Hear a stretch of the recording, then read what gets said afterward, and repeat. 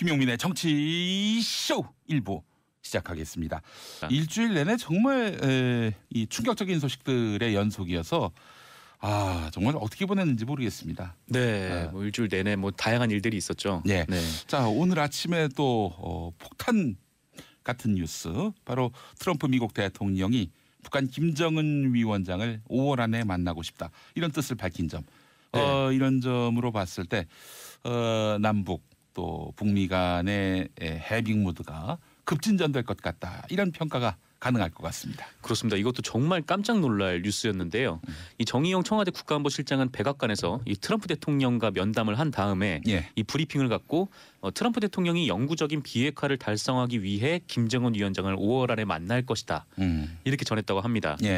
트럼프 대통령이 만약에 김정은 위원장을 만나면 처음으로 북미 정상회담이 이뤄지는 셈인 거죠.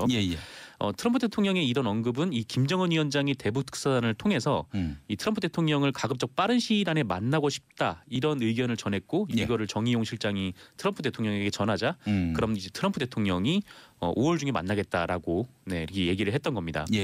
정 실장은 또한 이 특사단으로 방북했을 당시에 김정은 위원장이 비핵화를 위해서 노력하고 있으며 북한은 앞으로 추가 핵과 미사일 실험을 자제하겠다는 약속을 했다. 네, 이렇게 설명을 했습니다. 북한이 뭐 미국용을 위해서 별도로 메시지를 준비해놨다라고 했는데 뭐 그게 이것인지는 잘 모르겠지만 어쨌건 김정은 위원장으로서도 파격적인 안을 던진 것 같아요. 네, 그래서 정 실장은 그러면서 이 트럼프 대통령과 함께, 그러니까 한국 정부는 평화적인 해결 가능성을 시험하기 위한 외교적 절차를 계속해 나가는데 낙관적으로 보고 있다, 이렇게 또 밝혔습니다. 아까 말씀하신 대로 봄바람이 불어오고 있는 것 같아요. 그렇습니다. 트럼프 대통령이 김정은 위원장을 만나게 되면 현직 미국 대통령이 북한 지도자를 만나는 일, 이건 사상 최초의 일이 될 것이다라고 뉴욕타임스가 방금 기사를 올렸네요. 영어로 읽으셨나요? 누가 번역한 걸 읽었습니다. 번역한 것 좀 저한테 좀 보내주세요. 그걸 또 왜 묻습니까? 나 참. 영어에 많이 약해가지고 영어는 발음도 잘 안 됩니다. 또 요즘에 또 일부 검색 사이트를 이용하면은 바로 번역이 됩니다. 정말요? 그렇습니다. 혹시 뭐 무슨 번역기 뭐 이런 데를 말씀하시는 건가요? 그렇습니다. 한글로 잘 번역이 잘 안 되더라고요. 네, 저는 워낙에 이 주어나 목적어, 수어에 능하다 보니까, 뉴스를 많이 보다 보니까 그 오역을 해도 바로 정역이 됩니다. 정말요? 역시 능력이 남다르십니다. 그렇습니다. 제가 정치쇼는 아무나 진행하는 게 아니군요. 맞습니다. 그렇기 때문에 정치쇼에 출연하는 게스트도 엄선돼서 나오는 분들이다, 이런 말씀을 드리면서 정상근 기자는 어떻게 나오시게 됐어요? 돈 받고 나오게 됐습니다. 돈 받고 나오게 됐어요. 알겠습니다. 좀 걸러야 될 텐데. 그렇습니다. 그러고 보니까 제 소개도 안 했네요. 어서 오십시오. 미디어오늘 정상근 기자입니다. 반갑습니다. 반갑습니다. 자, 다음 소식은. 그 군이 지난 2016년 하반기부터 시작된 이 촛불 정국에서 이 촛불 시민들을 무력으로 진압하는 방안을 논의했다라는 폭로가 나왔습니다. 이 군 인권센터의 주장인데요. 이게 상당히 충격적인 내용이죠. 이걸 논의했다면, 이게 사실이라면 친위 쿠데타 모의라고도 볼 수 있는 상황입니다.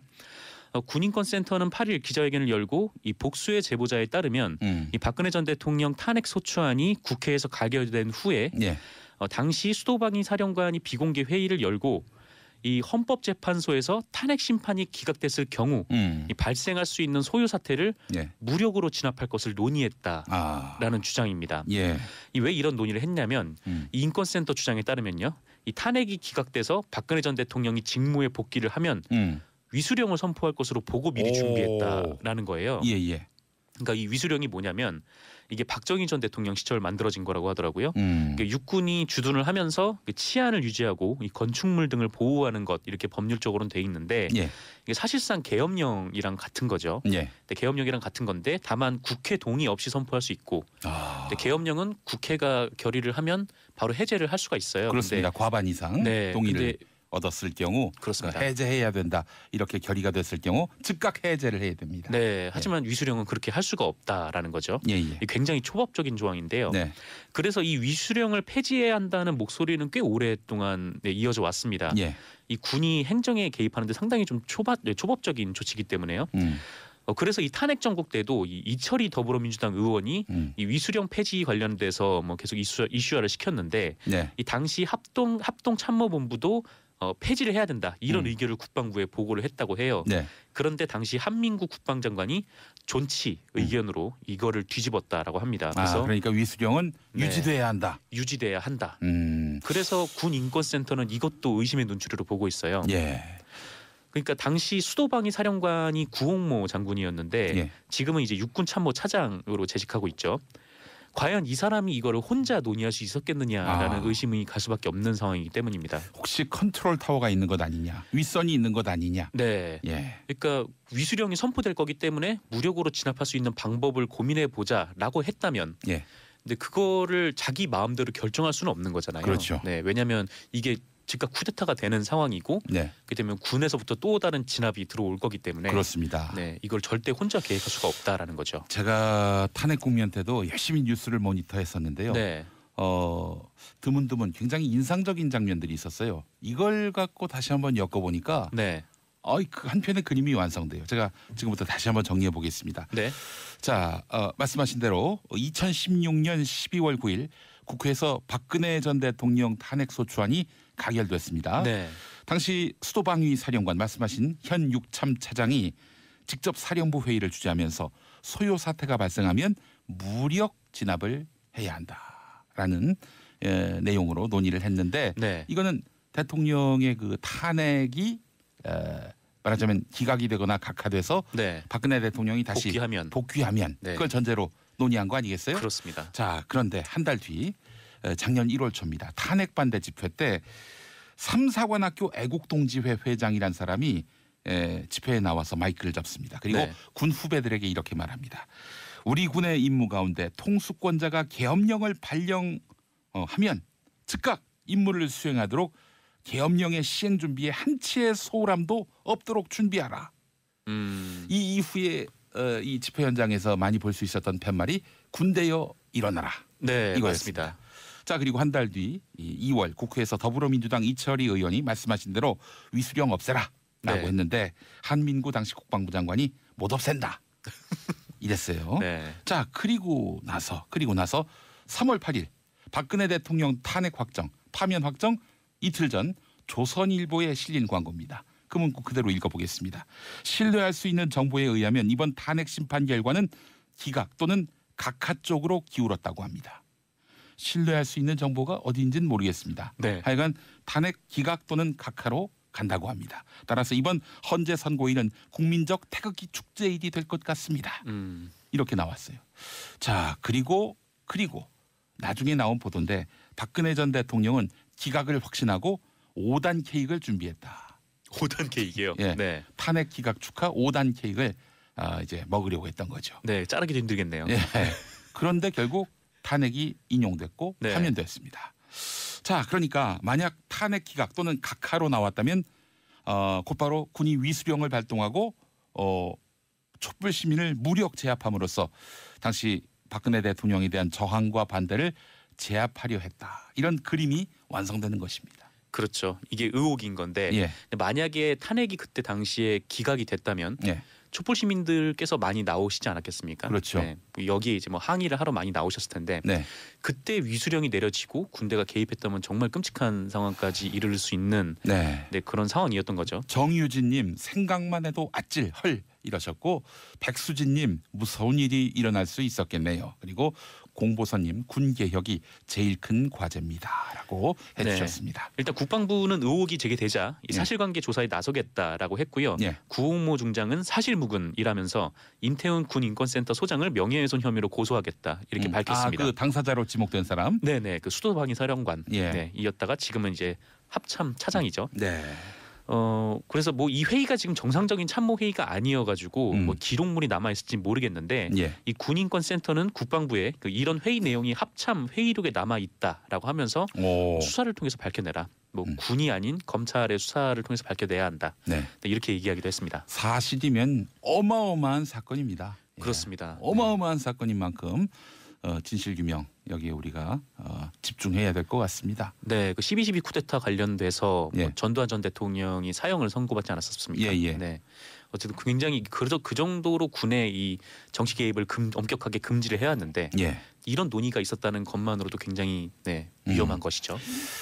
알겠습니다. 백경희님, 제가 용민님 때문에 SBS 가입하고 회원 가입하고 PC 버전, 폰 버전 다 받았어요라고 해주셨습니다. 현기성님, 돈돈 브라더스답게 정상근 기자도 나비 넥타이 차고 방송하라 이렇게 하셨는데 그렇지 않아도 얘기했는데 정상근 기자가 그건 유료 서비스다. 네, 이렇게 얘기했습니다. 그렇습니다. 예. 실제로 맞는 나비 넥타이도 찾기가 어렵습니다. 그렇죠. 예. 그리고 돈돈 브라더스가 아니라 예. 그냥 브리핑입니다. 예, 네, 브리핑입니다. 브리핑. 알겠습니다. 헷갈리셨네. 예, 네. 예, 알겠습니다. 자, 정부가 미투 운동 관계 법령을 개선한다 이렇게 발표를 했어요. 네, 그 정부가 여성가족부를 필두로 이 국무조정실, 기획재정부, 교육부, 법무부 등 12개 부처와 민간위원으로 범정부 성희롱 성폭력 근절 추진협의회를 만든 바 있는데요. 이 협의회에서 대책을 내놨습니다. 또 어제가 또 세계 여성의 날이기도 했고요. 그렇죠. 가장 눈에 띄는 대목은 권력형 성범죄 형량을 최고 징역 5년에서 10년으로 늘리는 것입니다. 그리고 이제 성폭력 피해자들이 가해자에게 역고소를 당하는 일이 많아요. 그래서 이제 신고율이 떨어지고 또 2차 피해가 빈번하기 때문에 이 성폭력에 대해서는 이 사실적시에 의한 명예훼손 그 책임을 묻지 않기로 했습니다. 예. 이 직장 내 성폭력의 경우에는 익명 신고만 들어와도 고용노동부가 행정지도에 돌입을 하고요. 예. 원래는 사업주가 성희롱을 했거나 직원들의 성희롱을 징계하지 않고 방치할 경우 사업주가 직접 성희롱을 할 경우에는 1,000만 원 그리고 성희롱 행위자를 조치하지 않으면 500만 원의 과태료를 물려왔어요.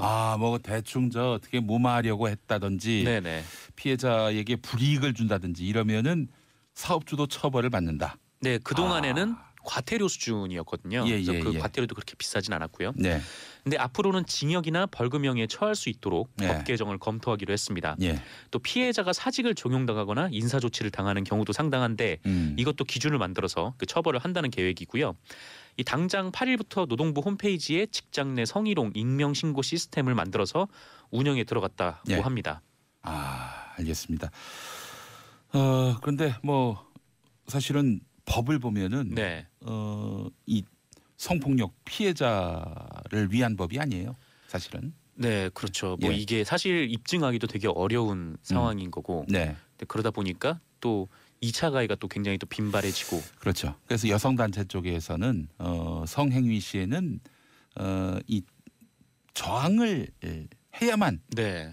이게 성폭력의 요건이 된다라는 규정을 바꿔서 반드시 동의를 거치도록 네. 하는 방향으로 그러니까 남녀 서로가 반드시 이 동의 과정을 거쳐서 성행위를 할 때만 이게 성폭력이 아님을 네. 이제 법적으로 확인해주는 그런 규정으로 바꾸자라고 요구하고 있는데 이게 굉장히 공포스러운 상황이기 때문에 그 예. 상황에서 저항을 할 수 있는 사람이 생각보다 이렇게 많지는 않다고 네. 해요. 네. 그리고 또 변호사분들의 조언 며칠 전에 우리 삼변시대에서 다룬 내용이기도 한데 만약에 이 성폭력 사항을 확실하게 호소하고 싶다면은 네. 사건 현장을 빨리 떠나고 가급적 빨리 수사기관에 호소하는 이런 절차를 거친다면은 피해자들의 그 피해 내용이 법적으로 소명될 수 있다. 네. 이렇게 또 이야기하더라고요. 예. 그동안은 이 문제가 잘 해결이 안 돼서 침묵을 하는 분들이 많았는데 예. 미투 운동을 계기로 보다 처벌이 좀 강화가 돼서 네. 좀 이런 성폭력 없는 세상. 그렇습니다. 예. 폭력을 당하면 그대로 신고를 할 수가 있는 그런 네. 사회가 왔으면 좋겠습니다. 성폭력이 완전히 아예 없는 근절되는 세상이 제일 좋죠. 네. 근절되는 세상이 되길 바라겠습니다. 자, 정상근 기자님 수고 많이 하셨습니다. 네, 감사합니다. 네, 돈돈 브리핑이었고요. 자, 저는 잠시 후 2부에서 여의도 UFC로 돌아오겠습니다. 김용민의 정치쇼 금요일 2부 시작하겠습니다. 링 위의 UFC 이종 종합 격투기보다 더 파이팅 넘치고 더 격렬한 여의도 UFC로 가다가 결국에는 나중에 UFO가 돼서 안드로메다로 가는 그런 사라져 지구를 떠나는 거예요? 그렇습니다.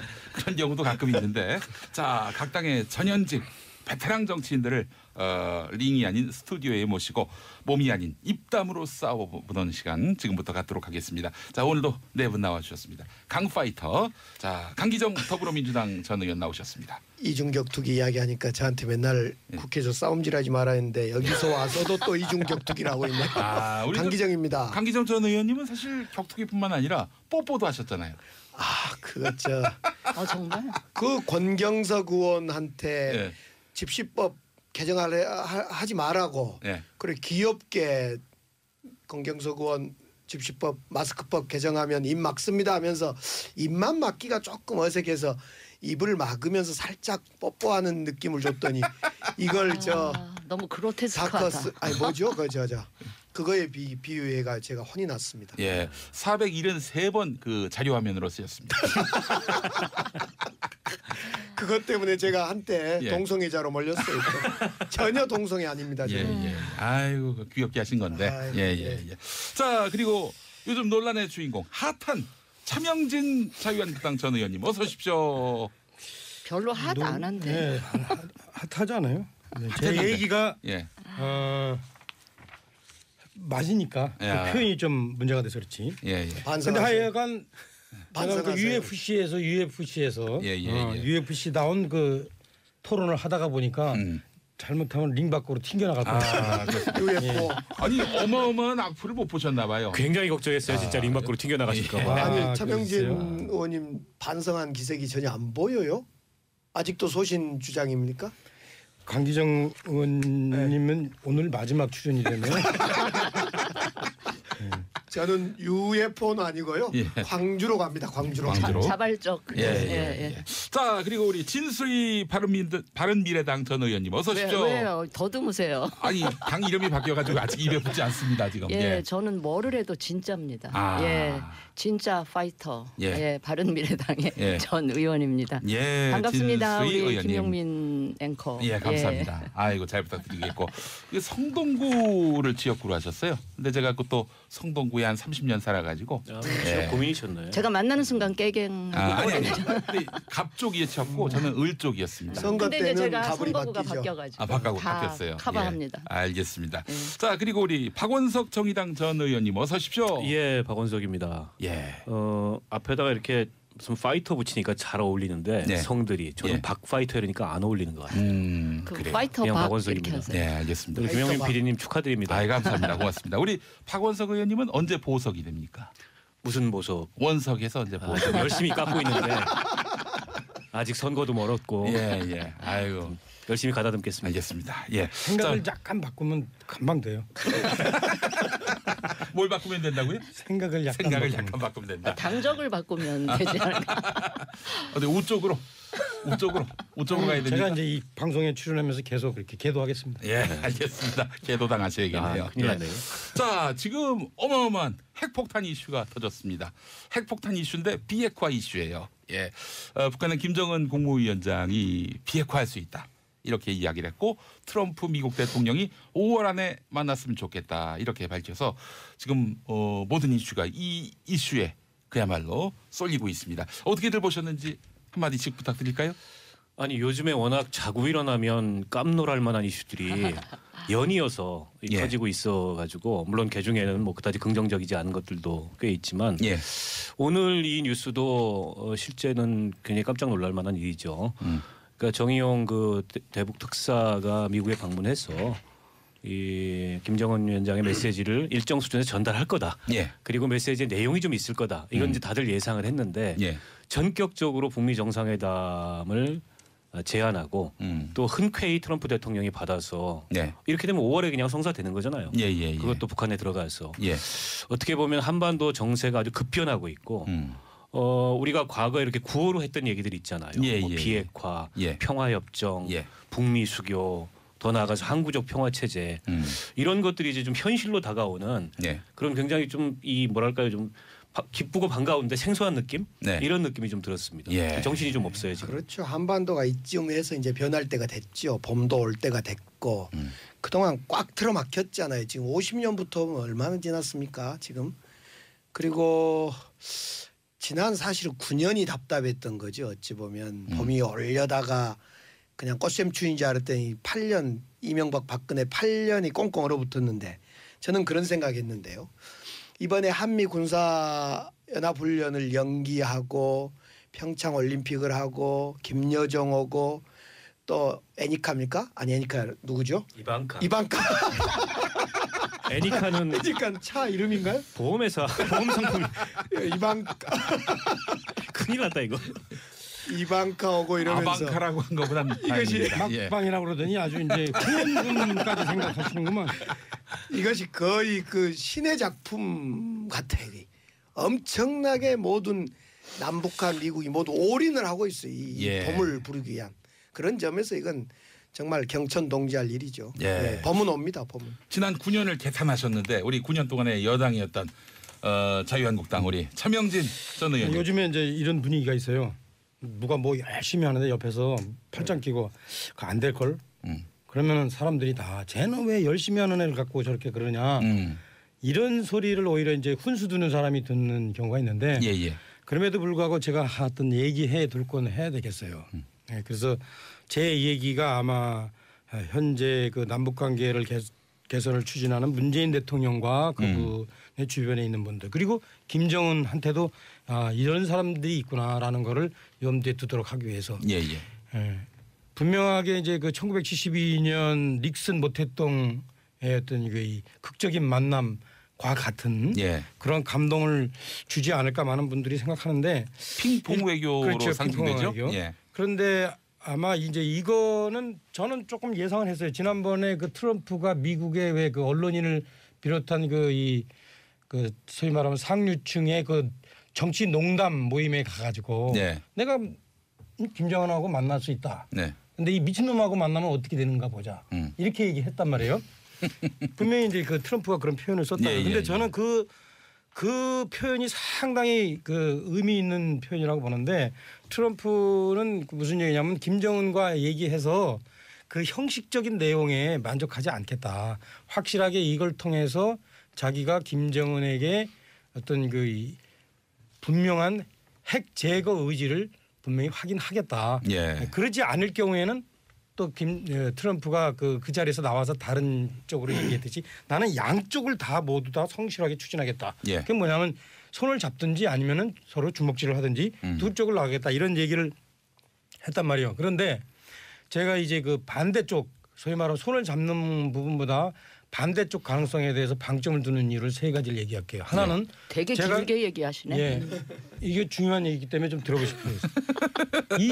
아니 우리가 좀 그 역사 공부를 해야 되는데 북한이 지금 헌법에 핵 자기 보유국가라는 그런 규정이 있어요. 그리고 그 규정에 입각해서 북한이 사실은 전 세계를 3번을 속였어요. 그 자초지정이나 어떻건 간에 예. 나 핵 폐기하겠다, IAEA 사찰받겠다 하다가 못해 한 게 3번이에요, 3번. 예. 이게 상당한 그 불신을 초래하는 거고 그다음에 많은 분들이 그 주목하지 않는데 저는 이걸 되게 주목해요. 김정은이가 이제 33살이란 말이에요. 김정은이가 후계 어떤 수업을 사실은 제대로 안 받은 사람이에요. 후계자 수업을 제대로 받으려면요 어떤 역할을 해야 돼요. 그래서 이 사람은 사람의 오욕 칠정에 대해서 배우고 권력을 어떻게 다루는가를 배워야 되는데 이 사람은 책에서 공부만 한 사람이에요. 그래서 이 사람에게 있어서 나는 국가, 이념, 무슨 뭐 인민 이런 건 다 내가 볼 땐 추상적인 개념일 뿐이라고. 예. 그렇기 때문에 이 사람은 김정은이 제가 과연 어떤 사람하고 약속한 것 이런 것 어떤 사람하고 신뢰를 보는 것 이거를 제대로 지킬까? 법에 핵보유국을 명시했다고 했는데 북한에선 법보다는 선대의 유훈이 더 상위 개념 아닙니까? 선대의 유훈은 비핵화고. 거기서 말하는 비핵화가 목표인데 네. 그 비핵화라는 건 뭐냐면 북의 핵무기 폐기가 아니라 네. 한반도에서 네. 소위 말하면 그 사람들이 얘기하는 핵을 무기로 하는 미군이 철수하고 그러면 우리도 핵을 빼겠다. 네. 이런 얘기입니다. 그 얘기는 시종일관 해온 거예요. 예, 근데 예. 자 의원님 그 3번에 북한이 거짓말했다. 이것도 팩트 체크하면 틀린 이야기입니다. 한때 확인해 볼까요? 그렇죠. 한때 원유 제공 등등 약속을 다 했는데 하지 않아서 그 비핵화로 가던 길에 스톱됐던 것이지 이거 북한은만의 그때 당시 책임이었다고 거짓말했다고 말하기는 어렵고요. 지금 현재 진행형 되고 있는 것을 자꾸 아닐 것처럼 현재 진행형이 더 중요하잖아요. 지금 트럼프도 5월에 만나자. 예. 김정은도 비핵화 핵실험 않겠다. 않겠다. 잠정인지 뭐 언제까지일지 모르겠지만 않겠다. 이런 진행형을 극대화시키기 위한 우리의 노력이 필요할 것 같아요. 아니 뭐 그러니까 잘 해보는 건 좋은데 제가 볼 때는 그 이번에 특사단이 저기 뭐 올라가서 김정은이가 얘기한 걸 그냥 쭉 받아와 가지고 거기에 감격해서 이게 정말로 진일보다 감격해서 진일보다 이렇게 얘기해 하기 전에 이게 아니 그거는 좀 전문가라는 분들이 그거는 어폐가 있는 게 제 얘기 맞아 들으세요. 그 남북 간에 언제 끝나요? 근데 6개항의 합의문은 김정은이 얘기한 걸 받아 적어온 게 아니에요. 그거는 문 대통령이 제안을 한 거고 거기에 대해서 북쪽에 답을 준 거고 그게 조율돼서 나온 합의문이지 그걸 김정은이 얘기한 걸 받았다면 사실을 왜곡하는 거죠. 그 지령받고 왔네 지령. 이렇게 얘기해보세요. 그러니까 짧게 지령이라는 얘기하고 문 대통령이 얘기한 그 워딩을 그대로 썼는지 아니면 문 대통령이 그렇게 애매한 표현을 썼는지 이 부분은 확인해봐야 돼요. 솔직히 지금 확인할 수가 없어요. 근데 지금 제가 볼 땐 이래요. 그러니까 요지는 뭐냐? 트럼프가 현재 뭐 우리가 그래 정상회담을 한다고 할 때 또는 지금 트럼프가 정상회담을 가기 전까지 그 전제 조건으로 상당히 꼼꼼하게 따질 거예요. 아마 너희들이 정말로 핵폐기 그 뜻이 뭐냐? 너는 핵탄두를 제거하겠다는 거냐? 핵실험을 제거하겠다는 거냐? 핵탄두 지금 너희들이 50개 정도 갖고 있는 걸 아는데 그거를 다 내놓겠다는 거냐? 그다음에 미사일 기술에 대해서 너희들이 그 프로그램까지 다 내놓겠다는 거냐? 이거를 분명히 확인할 거냐? 왜 제가 그 얘기하냐면 트럼프가 오바마하고 이란하고 미사일 협상한 것을 이거 가짜다라고 분명히 그것을 다시 부인을 했어요. 이 정도로 트럼프가 분명하게 체크를 할 거예요. 아마 제가 당연히 IAEA 사찰 문제고 뭐 다 체크해야 돼요. IAEA 사찰 그러니까 문제는 IAEA 사찰은 이제 논의 대상이 아니에요 이미. 한마디는 이런 생각이 들더라고요. 저는 잠깐만. 우리 진수희 의원님 말씀을 전혀 안 듣고 있어요 지금. 네. 저도 이제 얘기해도 될까요? 예. 이렇게까지 깊이 들어가면 청취자분들이 이 채널을 돌릴 것 같아요. 그래서 저는 어쨌거나 우리 대한민국 국가안보의 가장 최대 위협이고 국민 불안의 요인이었던 이 북핵 문제에 대해서는 남북 간의 대화보다는 북한하고 미국 간의 대화가 훨씬 더 중요했는데 이번에 우리 사절단이 특사단이 가서 이 정도의 성과나 이런 거를 이끌어냈다는 거는 저는 굉장히 환영하고 평가할 만하다라는 말씀을 일단 드리고요. 근데 저는 여전히 이런 북한의 변화를 이끌어낸 데에는 그 국제사회의 강력한 이 대북 압박 제재 이게 굉장히 효과적이었다고 보고요. 최고 수준의 제재. 이랬다고 보고 지금 이 정도 진전이 이루어졌다고 해서 우리가 완전 무장해제를 하는 건 좀 곤란하다. 한켠에 경계심은 계속 유지하고 있을 필요가 있겠다. 이런 말씀을 제가 드리고요. 저는 앞으로 이제 이 북핵 문제가 우리가 세심히 계속 관리를 해 나가야 되겠지만 이게 이제 안정적인 관리 모드로 들어가도록 이렇게 하면서 좀 이제는 민주당이든 한국당이든 우리 정치권이 지금 경제 사회적으로 우리 국민들 굉장히 고통받는 지점들이 많이 있어요. 그 부분에 조금 더 집중해서 이걸 했으면 좋겠다 이런 이야기를 말씀을 드리고요. 지금 민주당 쪽은 만약에 이 북핵 문제에서 이런 진전이 있었다. 이걸 가지고 국내 경제나 사회 정책 쪽의 정책 실패라든지 이 국민들이 겪고 있는 고통을 적당히 덮고 넘어가려고 이제 정치적으로 이용을 하려고 한다던가 한국당은 한국당대로 그대로 쭉 지금까지 계속 안보파리 하면서 보수 결집하고 이걸 선거에 이용하려고 하는 이 행태를 양쪽 다 좀 그만뒀으면 좋겠어요. 이 북핵 문제는 우리 국민 모두의 문제니까 이걸 안정적인 관리 모드로 들어가도록 하고 좀 민생 문제에 집중하자. 오늘 아침만 해도 미국에서 굿뉴스가 한 가지 왔지만 배드뉴스도 한 가지 왔잖아요. 철강 제품에 대해서 25% 관세. 안 그래도 지금 GM 문제에다가 어제 성동조선 문제 터졌지. 이것까지 하면 우리가 감당해내기 힘든 수준으로 갈 수도 있기 때문에 양당이 이렇게 적대적 공생관계로 계속 이 문제 갖고 가지 말고요. 조금 알겠습니다. 민생에도 신경을 써야 된다. 자, 한 애청자분이 고릴라로 의견 보내셨는데요. 아니 어떻게 이방카를 애니카라고 하십니까? 강기갑 의원님. 강기갑이라고 많이 들었는데요. 강기갑과 강기정은 너무너무 다릅니다. 형제 아니에요? 같은 일가 진주강은 분명히 너무 다르죠. 이방카랑 애니카도 완전히 달라요. 비슷하잖아. 이응으로 시작하잖아요. 죄송합니다. 저는 이번에 참 작은 배려를 하나를 발견한 거 이런 거예요. 우리 정부가 문재인 대통령이 운전자론을 이야기했잖아요. 이 운전자론의 그 자석 배치 4월 말에 남북관계회담 정상회담, 5월 달에 북미 회담. 이게 운전자론의 모습인 것 같아요. 예. 아무 북한은 미국과 더 먼저 대화하고 싶었을 수도 있었을 것 같은데 그런 배치를 보면서 참 좋다 이런 생각이 들고요. 조금 전에 이제 이 북한 문제 남북 관계를 지방선거에 활용하지 않아야 된다. 그러기 때문에 4월에 남북 정상회담을 했다라는 그런 배려까지 대통령이 하는 걸 보면서 참 좋다 이런 생각도 들고요. 결국 한 말씀만 더 드리면 그렇죠.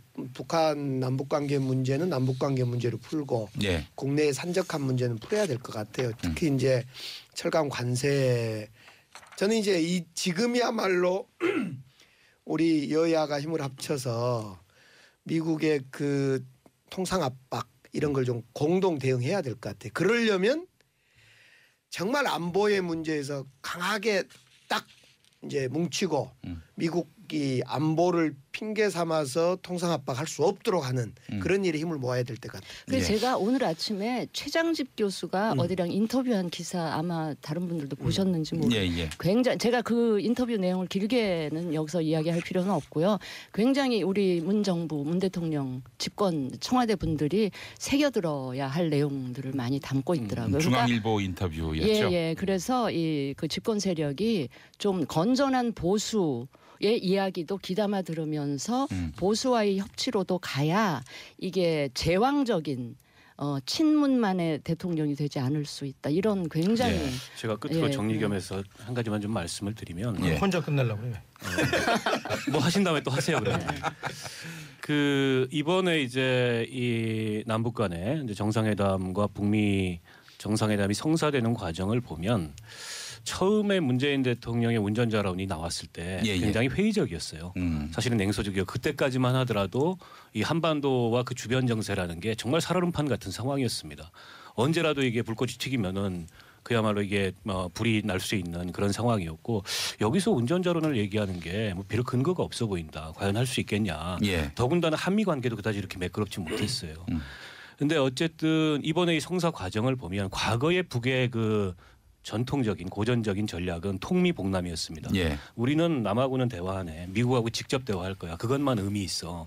이거였는데 이번은 일종의 북의 시각에서 봤을 때 통미 용남을 한 거예요. 통미 용남. 미국과 하기 위해서 결국에는 이 남한과의 대화를 안 할 수 없었고 또 그걸 통해서 성과를 거두겠다 이렇게 간 건데 저는 어쨌든 그 험악한 정세에서도 인내심을 가지고 일관되게 이 남북관계 개선과 그리고 이 북미 대화 그리고 비핵화를 위한 대화의 시작 이걸 위해서 노력한 이 정부의 어쨌든 이 한반도 정책 내지는 외교안보 정책 이것이 일정의 성과를 거두고 있다. 그 점은 높이 평가를 하고 싶고 아까 진수 의원님 말씀하셨던 국제사회의 일관된 제재와 압박 저는 이거 중요했다고 생각합니다. 그리고 그거에 더해서 여러 가지 복합적인 이 국제정치 내지는 한반도를 둘러싼 이 4강 정치 이런 것들이 역학이 복합적으로 작용해서 이런 성과로 가고 있는데 이게 앞으로 어떻게 될 것이다. 우리가 전망하는 건 좋아요. 그러나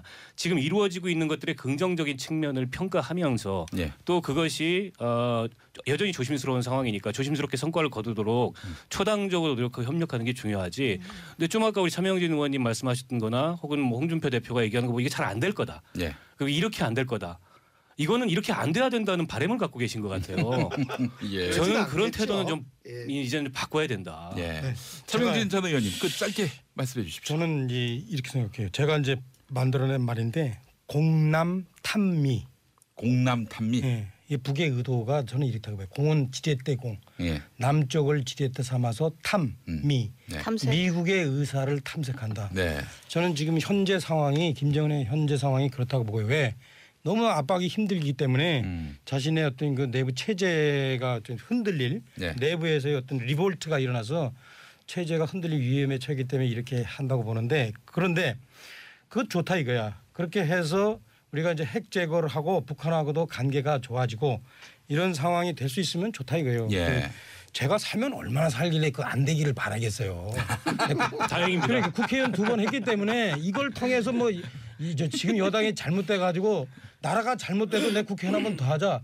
저 이런 생각 가지고 있지 않습니다. 그래서 제가 우려하는 건 뭐냐면요.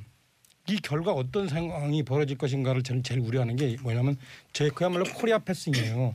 코리아 패싱은 아니잖아요 이제. 잘 들어보세요. 예. 미국이 이제 미국이 그 냉전 이후의 국제사를 보면은 미국이 쉽게 주변국 관계 때문에 어떤 나라를 이렇게 강습을 못 하는데 예. 이번에도 북한을 강습하기 어려우니까 이런 식으로 타협할 수 있어요. 핵은 인정하되 미국을 공격하지 못하도록 그 수준으로. 3부로 넘어왔습니다. 자, 강기정 더불어민주당 전 의원, 참영진 자유한국당 전 의원, 진수희 바른미래당 전 의원, 박원석 정의당 전 의원과 함께하는 여의도 UFC 계속해서 이어가도록 하겠습니다. 자, 이 정치권에 또 큰 태풍이 지금 휘몰아치고 있습니다. 바로 미투 태풍이라고. 예. 오늘 방송 시작하기 전에 우리 남성 의원님들은 이 부분은 침묵이 금이다라고 말씀하시면서 진수희 의원님께 예.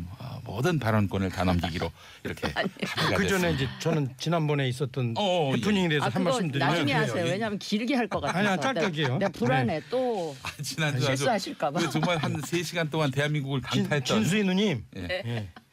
제 얘기 좀 들어보세요. 그러니까 저는 어떤 문제냐면 이 권력형 성폭행의 원인을 크게 두 가지 관점에서 볼 수 있는데 네. 또 해당 인물의 문제를 볼 수 있고 아니면 그 사람의 자리를 볼 수 있고. 근데 이제 저는 그 자리 문제가 크다. 그러니까 견제받지 않고 감시받지 않는 어떤 절대 권력은 사람을 괴물로 만든다라는 얘기를 하기 위해서 이제 제가 전제를 까는 과정에 예. 좀 표현이 다른 사람과 생각이 다르거나 예. 그리고 좀 약간 좀 거친 표현이 있어서 이른바 본능론. 본능론. 죄송합니다. 예. 잘못 여기까지. 사과하신 거 깔끔했습니다. 사과하신 겁니다. 아주 깔끔했어요. 예, 알겠습니다. 네, 예. 네. 자, 진수희 의원님. 저 진수희입니다. 네. 그 안희정 지사 문제는 가히 안희정 쇼크라고 할 만큼 국민들한테 굉장한 충격과 뭐 배신감까지 갖게 만들었는데요. 저는 사실은 여성으로서 이 문제는 진보다 보수다 진영의 논리로 접근하는 거 맞지 않고요.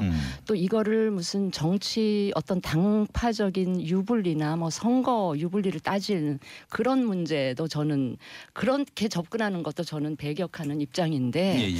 그럼에도 불구하고 이 그 안희정 지사 사태를 보면서 많은 국민들의 머릿속에는 어떤 생각이 드는 것 같은가 하면 그동안 입버릇처럼 뭐 인권, 민주주의, 뭐 정의, 뭐 성평등 이런 거를 얘기를 많이 하던 사람들이 가해자로 이렇게 되는 상황이 이게 네. 굉장히 믿기 어렵고 예. 충격이 컸던 거 아닌가 싶고요. 사실은 이 성폭력이나 성추행만 해도 이거는 여성의 인권을 짓밟고 영혼을 네. 짓밟고 또 최근에 이제 권력에 의한 거기 때문에 이거는 권위나 이 위계로 사실은 찍어 누르고 네. 그 또 성적인 갑질을 하고 네. 그러니까 상당히 그 뭐라 그럴까 질적으로 아주 안 좋은 이런 일들이 그동안 인권이나 민주주의를 부르짖던 사람들 사이에서 나오기 때문에 네. 국민들의 충격이 더 컸다 이렇게 생각을 하고요. 만약에 제가 조금 불쾌한 비유일 수도 있는데 한국당 쪽에서는 네. 한국당의 유력한 정치인 이 가해자였다라고 네. 했을 때 이 정도의 충격이나 배신감을 국민들이 느꼈을까? 네. 뭐 그런 생각이 들어요. 그러니까 이게 왜 진보 진영에서 이런 게 많이 나오나 이런 이제 의문이 국민들 사이에 드는 것이고 저는 최근에 약간 어이없었던 게 예. 민주당 쪽에서 예. 워낙 민주당이나 진보 진영이 이 인권의 문제에 신경을 많이 쓰고 그러기 때문에 여기서 이런 미투의 고백이나 폭로가 벌어진다. 제가 그걸 들으면서 되게 이해가 안 됐던 게 지금 가해자가 그쪽에서 나오고 있는데 인권을 중시하는 기 때문에 이런 게 일어난다? 저는 이게 앞뒤가 안 맞고 되게 어이가 없는 말이어서 조금 분개했었다는 말씀 꼭 드리고 싶습니다. 지금은 당을 달리하고 계십니다마는 네. 사실 바른미래당은 네. 과거에 또 새누리당에 뿌리를 둔 분들이 많이 계시지 않습니까? 예. 그 당에 있었을 때 저는요 그 제가 초선 비례일 때 뭐 기억하실지 모르겠지만 저희 당에 제가 비례하면서 원내 대변인 할 때 네. 저희 당의 사무총장 하시던 분이 최연희 의원 예 여기자 성추행 사건이 일어나서 저는 그때 네. 제가 막 분노해서 들고 일어나서 예. 이분 의원직 사퇴해야 된다. 당에서 내보내야 된다. 저 최현희 총장하고 굉장히 저 이뻐도 하시고 제가 존경도 했는데 그 문제만큼은 제가 그 사적인 관계로 접근을 하면 안 되겠다 싶어서 굉장히 그랬고요. 저 그 성폭행범들 상습적인 그 성범죄자들한테 전자 발찌 지금 채우고 있잖아요. 그 전자 그때는 팔찌였어요. 그 입법을 제가 앞장서서 정말 눈물로 본회의장 앞에서 1인 시위도 하면서 그 법을 통과시키는데 앞장섰었거든요. 그러니까 제가 소속이 사실은 그래서 좀 그런 거는 있지만 저는 자유한국당 전신인 한나라당에 있으면서도 그 문제를 위해서는 굉장히 열심히 노력했다 하는 점을 제가 열심히 하신 것 같아요. 아니 느낌에. 변명 삼아 제가 말씀을 좀 드립니다. 알겠습니다. 민주당도 입장 좀 밝히셔야 한다. 사실은 제일 반성 많이 할 당이 지금 현재 민주당입니다. 어쨌든 뭐 남 탓해서는 안 되고 민주당은 이제 이걸 개인의 비리 또는 범죄를 넘어서자. 이건 예를 들면 민주당 소속이긴 하지만 그건 개인이 벌인 일이다 이렇게 보지를 않는다는 거죠. 그래서 좀 더 개인의 비리 범죄를 넘어서서 좀 더 구조적인 변화를 좀 갖자. 우선 당면에서는 선거 출마자들에 대한 어떤 엄단, 이와 관련된 엄단이 있을 거고 장기적으로는 법과 제도가 바뀌는 건데 저는 그거에 더해서 근본적으로 지금 이 문화혁명의 시점에 있는 것 같아요. 그러니까 이 범죄는 범죄인데 이 범죄가 때로는 관행 또는 뭐 습관 이런 걸로 둔갑도 되고 막 그랬습니까 우리가 지금. 그래서 이 시기가 완전히 이건 문화혁명의 시기다. 아마 놀라울 정도로 변할 거다. 저는 개인적으로 이런 생각을 해요. 과거에 제가 무등산을 자주 올랐는데 대학 다닐 때 무등산 올랐는데 무등산 갈 때 필수품이 톱하고 그 불 뗄 것 준비, 라면 끓여 먹을 것 준비, 샴푸 뭐 그때는 샴푸는 없었습니다. 비누 가지고 무등산 계곡에서 나무 자르고 뭐 막 거기서 그 비누 거품 풀고 불 떼고 놀았을 때가 있습니다. 고향이 그 무등산 있는 데인가 봐요? 우리 대학 다닐 때 제가 전남대 다녔는데 지금은 다 불법입니다. 지금은 불법일 뿐만 아니라 지금은 하라기도 안 하는 거예요. 구속돼요. 네, 구속되고. 근데 왜 이렇게 옆길로 빠져요? 아니 그랬듯이 어느 순간에 우리 삶이 얘기 끊으려고 삶이 달라지고 이러면서 혁명이 일어나듯이 삶의 혁명이 일어나듯이 지금 그 시기에 들어서고 있다. 그런 생각이 듭니다. 우리 강기정 의원님이 정말 광주를 사랑하신다는 걸 다시 한번 확인할 수 있었습니다. 그치 뭐 이야기에서 광주를 끌어들일 이유가 같은 맥락인데요. 이게 이제 한국 사회가 또 한 걸음 저는 나가고 있다 이렇게 봅니다. 그리고 이렇게 또 한 걸음 나갈 수 있는 건 지난해 이제 촛불혁명과 같은 이런 거대한 이런 사회정치적 변화를 통해서 지금까지 은폐되고 억눌려 있던 그런 문제들이 또 한꺼풀 드러나고 있다 이렇게 보고요. 앞서 이제 우리 진수 의원님 말씀하셨지만 사실 이건 진보 보수 이런 걸 떠난 문제입니다.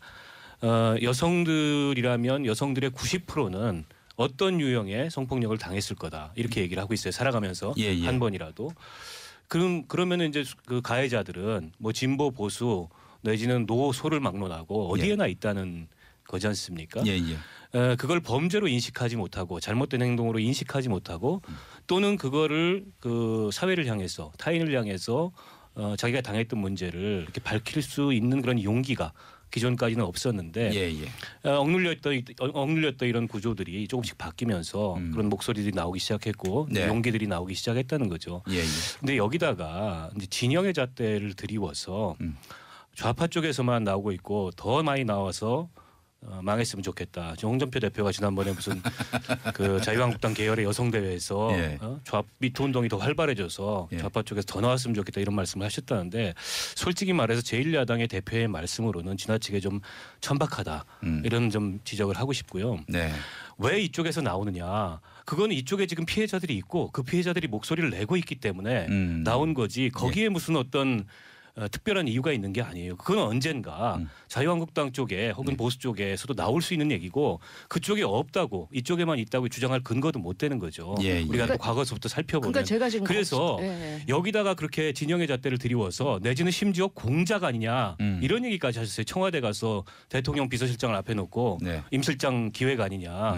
그러면 그 얘기는 정말 이 고통스러운 과정을 겪고 용기를 내서 이 자기 피해 사실을 밝힌 사람들을 것을 공작의 도구나 수단 정도로 취급하는 또 다른 가해를 한 거예요. 예, 예. 그러니까 그런 사고를 좀 버리자는 겁니다. 예. 근데요, 제가 한 3가지 걱정이 되는데 우선 2차 피해 막자 그러면서 막자고 얘기하시는 분들이 2차 피해를 지금 조장해내고 있어요. 지금 홍준표 대표 말씀도 하셨지만 한 분 또 계세요. 우리 이 김용민 앵커하고 가까우신 우리 김어준 씨가 얼마 전에 공작 뭐 이런 얘기한 것도 저는 그거 맞습니다. 그것도 좀 굉장히 문제입니다. 2차 피해자를 울리는 그런 예. 거라고 보고요. 그게 이제 한 가지 걱정이고 지금 저는 한국당 쪽에서 이걸 진영 논리로 하면서 막 공격을 하는데 불안한 게 뭐냐면 예, 예. 의석이 100석 넘게 가진 정당에서 언제 무슨 일이 벌어질지 모르는데 저렇게까지 해놓으면 만약에 한국당 예. 쪽에서 그런 일이 터지면 이걸 어떻게 아니 전 한국당 의원 한 분 구속되셨잖아요 며칠 전에.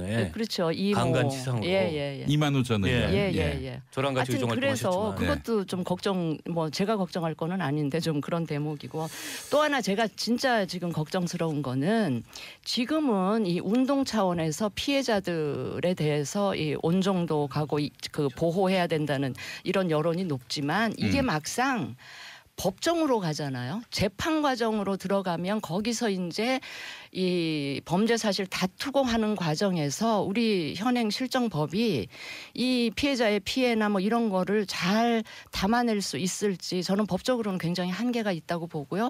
그 재판 과정에서 피해자들이 다시 한번 피해를 보거나 가해자들한테 우리가 생각하는 충분한 처벌이 가해지지 않을 수 있는 예. 그런 좀 우려가 좀 있습니다. 알겠습니다. 예. 진수희 의원님 말씀하셨고요. 자, 차명진 의원님 이제 뭐 답변도 진수희 하시고 의견도 의원이 얘기하시고 예, 그러셔야겠어요. 얼마 전까지 같은 정당에 있었는데 예. 오래됐는데. 예, 근데 이제 한국당은 원래 그런 정당. 예. 그래서 한국당에서 그런 일이 일어나도 안 놀란다 이렇게 말씀하시는 게 같이 저하고 옆에서 상임위도 하시고 그랬으면서 아니 메신저 좀, 효과라는 게 있으니까. 예, 하여튼 뭐 이렇게 어려운 말로 이렇게 본질을 흘리지 마시고요. 좀 하여튼 제가 볼 때는 좀 여러 가지 생각이 드네요. 예. 아, 우리 진수희 의원이 저런 사람이었나 생각도 들기도 하고. 나는 근데 그 당에 제 얘기- 있으면서도 제 그 얘기 부분에 차례인데요. 대해서는 몹시 이거 불편했었어요. 네. 예, 제기 차례인데 예. 그래서 이런 생각이 들어요. 저는 분명하게 생각하는 거는 그 한국당이나 민주당이나 정의당이나 다 그런 문제가 제가 볼 때 생길 여지가 있고 자유로울 수 없죠. 또 그런 문제가 생기면 다 문제인 거고 다 진영의 문제가 아니라 다 놀라게 하는 거고 다만 좀 차이는 제가 볼 땐 이런 건 있어요. 한국당 같은 경우 이제 보수적인 경우는 되게 가부장적인 분위기니까 예. 되게 이제 억압적인 분위기에서 이런 성폭력이 될 거고 민주당이나 정의당 이런 쪽은 보다 이게 좀 평등지향적이고 그러니까 아마 그런 차원에서 좀 그 이 평등적인 차원에서 이렇게 혼을 네. 나쁘게 빠질 경우에 예. 상대방의 혼을 뺏어서 그런 네. 문제가 생기는 경우가 있을 수 있다고 보는데 네. 그러나 둘 다 이렇게 권력에 의해서 성폭력이 일어나는 거는 다 뭐 가능성이 다 있죠. 예, 그래서 이런 문제를 저는 뭐 차제에 그 제가 그 계속 주장하는 건 뭐냐면 좌파 때문에 일어났냐 우파 때문에 일어났냐 이와 상관없이 좌파든 우파든 어떤 권력이든 절대 권력이 있을 경우에는 이 문제는 일어날 수밖에 없다. 그건 우리가 역사적으로 쭉 보면은 예. 그 권력이 절대적일수록 그런 일이 일어나는 거예요. 그러니까 지금 보면은 그 뭐 역한데 이제 문화 연극계에서도 아주 절대적인 사람들이 그런 일을 벌이고 예. 지금 뭐 요즘 정치권에서도 예. 이렇게 저같이 찌질이 한 2번씩 떨어지고 있는 사람은 그런 생각조차 못해. 아주 그냥 막 차기 주자 막 이렇게 했잖아요. 네. 차기 시장 예. 막 이런 식으로 그냥 권력이 치솟는 사람은 예. 본인도 몽롱한 상태에 빠지고 주변 사람들도 이 단호한 경계선들이 애매해지면서 이제 그러한 그 이 불미스러운 사태가 발생하니까 권력에 대한 어떤 그 우리가 끊임없는 견제 예. 이게 일단 권력형 성폭력의 어떤 일차적인 대안이다. 그거는 모든 정당에 마찬가지예요. 그러니까 예컨대 쉽게 얘기하면 한국당도 무슨 뭐 총재제도 이런 거 하면 안 돼. 네. 예. 아니 저는 이 차 의원 말씀 이 부분은 동의를 하는데 한 가지 제가 교정할 부분이 예. 보수적인 정당만 가부장 문화가 있고 예. 다른 정당은 가부장적이지 않다. 저는 그렇게 생각 안 해요. 저는 여성으로서 우리나라의 노동운동권이나 각종 학생운동권이나 운동권에도 저는 이 가부장 문화가 굉장히 뿌리 깊이 박혀 있다. 예. 그렇게 생각을 해요. 이 가부장 문화는 한국 사회 보편적인 문화지 보수 정당에만 있는 문화는 아니다. 그거는 제가 좀 교정을 해드리고 싶어요. 이제 그 우리 김부겸 장관이 그런 이야기를 했잖아요. 마초 문화를 그 가지고 있는 거에 대해 반성한다. 예, 예. 이것이 아마 그게 가부장 문화. 예, 저를 포함해서 다 그런 것이 지금 마음속에 녹여 있는 것 같아요. 그래서 아마 이제 좀 다른 이야기인데 난 여성이 두려운데 다른 이야기인데 이 지금 사건을 바라본 이 사건을 이 지금 요즘의 미투 운동을 바라볼 때 여성 쪽에서 바라본 것과 남성 쪽에서 바라보면 분명히 차이가 있을 겁니다. 아마 차이가 있을 것 같아요. 예. 뭐 있는 게 당연하죠. 또. 예, 지금 그 동안에 이 문제를 바라본 걸 볼 때, 그리고 이거 지금 뭐 문화권, 교수계, 뭐 운동권, 뭐 다 정치권도 지금 주로 지금 강타하고 있고 그래서 이거 어느 분야, 진보 보수 어느 분야가 아니라 모든 분야에 다 나오고 있다. 예. 근데 이제 아마 국민들은 그런 것 같아요. 야, 현직 국회의원 중에 좀 누가 없냐? 그렇죠. 이런 막연한 어떤 뭐랄까 이걸 뭐라 그래야 기대? 그 심리를 뭐라 그래요? 그 뭐 거기도 있을 것 같은데 왜 없지? 300개의 네. 권력이 있기 때문에 그렇기 때문에 당연히 아니요, 정치권에도 제가 국회에 있을 때 예. 보좌진들 사이에 무수히 많은 소문과 스캔들과 그런 게 있었어요. 네. 또 그러니까 국회의원들이 보좌진 대상으로 여성 보좌진 대상으로도 그렇지만 여 기자들 상대로 뭐 그런 데더라라는 스캔들은 무수히 많았기 때문에 저는 하루하루 이제나 터질까 저제나 터질까 이런 약간 불안한 심리가 국회에 있어요. 네. 그뭐 제2, 제3의 안희정이 있다 이런 전효옥 작가의 발언이 있었는데 공감하십니까? 저는 충분히 그런 개연성이 있다. 공감하시고요. 왜냐하면 제가 현직으로 있을 때도 그런 사례들을 전해 들은 게 있으니까요. 박순자 예. 의원이 네, 네. 이제 자유한국당 성폭력 대책위원장인데 그분 말씀은 자유한국당은 이 터치에 불과하다. 성폭행은 없다. 이렇게 얘기했는데 그 부분은 동의하십니까? 저는 동의하기 힘들고요. 예. 터치와 성폭행을 구분하는 것 자체도 저는 뭐 별로 이렇게 예. 대꾸하고 싶지 않습니다. 예, 알겠습니다. 벌써 시간이 그러니까 다가가지고 제가 지적되는 게 예. 성폭력으로 가요. 그러니까 예, 예. 지적되지 말아야 돼요. 저 박순자 의원 발언에 동의 안 하시는 동의 겁니까? 안 해요. 차명진 의원님도. 저는 그 지적되는 거 이렇게 보면서 아 저분 위험한데 이런 생각들을 들었는데 예, 예. 그게 이 사례로 이 성폭력 사례로 발전한 사례도 또 있고 그러니까 예, 예. 지적되지 맙시다 남성 여러분. 근데 이런 일을 다루는 특위위원장 또 여성 의원 입에서 그런 얘기가 나온다는 게 저는 좀 씁쓸했습니다. 네, 알겠습니다. 자, 우리 미투 이야기는 이 정도로 하고 네. 지방선거 얘기를 했으면 좋겠습니다. 진수 의원님, 네. 안철수 전 대표는 서울시장 출마 선언합니까? 서울시장 위원장이시잖아요. 네네 할 것 같고요. 저도 전에 위원장 총회에서 강력하게 출마하시도록 그 요구를 했고요. 당내 압박이나 요구가 워낙 거세기 때문에 이거 거절하기는 안철수 전 대표 쪽에서 힘들 것 같고요. 저희 당 입장에서는 지금 당세가 굉장히 취약하고 지지율도 지금 아직 잘 안 올라오고 있기 때문에 그렇잖아요. 그 지방선거에서는 서울시장 선거가 차지하는 상징성과 의미가 워낙에 크기 때문에 좀 안철수 대표 정도가 출마해줘야 전국 선거의 판도도 달라질 수 있고 그렇기 때문에 아마 그럴 가능성이 굉장히 크다 이렇게 말씀드리겠습니다. 알겠습니다. 차명진 의원님, 자유한국당 서울시장 후보 내는 겁니까? 그 영입을 잘 못하고 있다 이런 얘기도 있고요. 준비는 하고 있겠죠. 준비는 하고 있는데 누가 될 것 같으세요? 중요한 거는 당선이나 혹은 이제 나름대로 좀 유의미한 투표를 해야 되는데 그 부분에 대해서 좀 자신이 없는가 봐요. 그렇죠. 그래서 누가 되기는 뭐 그냥 누가 하나 똑같은 상황인데 끊임없이 질문이 나올 텐데 바른미래당하고 연대합니까? 선거연대? 저는 바른미래당 바른정당 국민의당이 출범할 때부터 야당은 합쳐야 된다라고 주장한 사람이에요.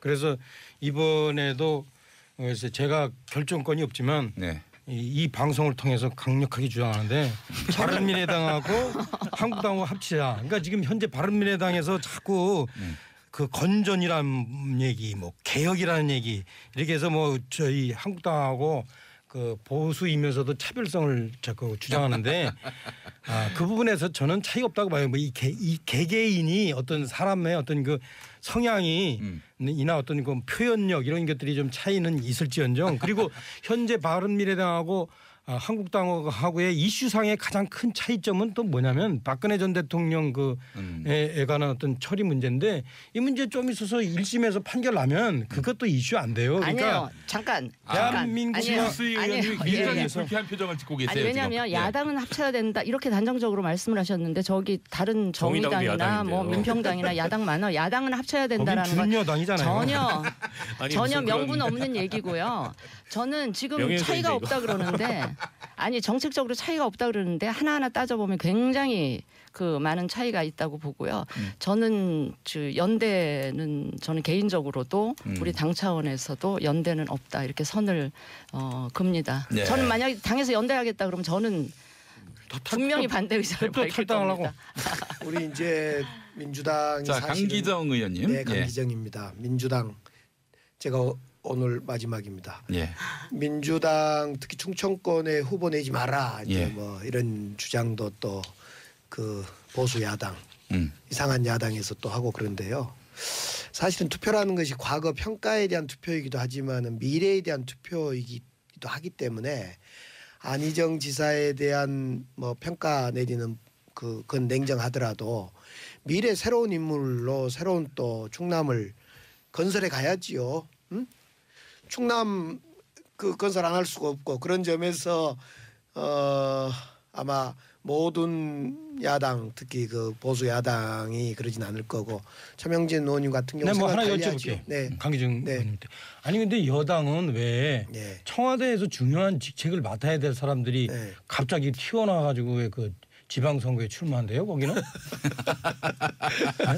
그거 뭐 본인의 자유죠. 대변인 해야 될 사람 무슨 일자리 만들어야 될 사람 가장 중요한 사람들이 왜 나와가지고 우리 강 의원님 저 강기정 의원님은 다음에 내가 볼 때 그 사람들 생각에 다음엔 또 뭐든지 출마하면은 지지율 떨어져서 안 될 것 같은 얘기 나오는 거. 강기정 의원님은 충남 건설 말고 광주 건설을 집중적으로 고민하고 나서 주시고요. 자, 박원석 의원님. 저는 그렇습니다. 아무튼 특히 이번에 이제 미투 이걸 계기로 또 이 남북 관계나 한반도 정세의 급변을 계기로 지방선거 정세가 우리가 얼마 전까지 이렇게 예상했던 거하고는 전혀 다르게 흘러갈 가능성이 굉장히 높아졌어요. 유동성이 굉장히 커진 거죠.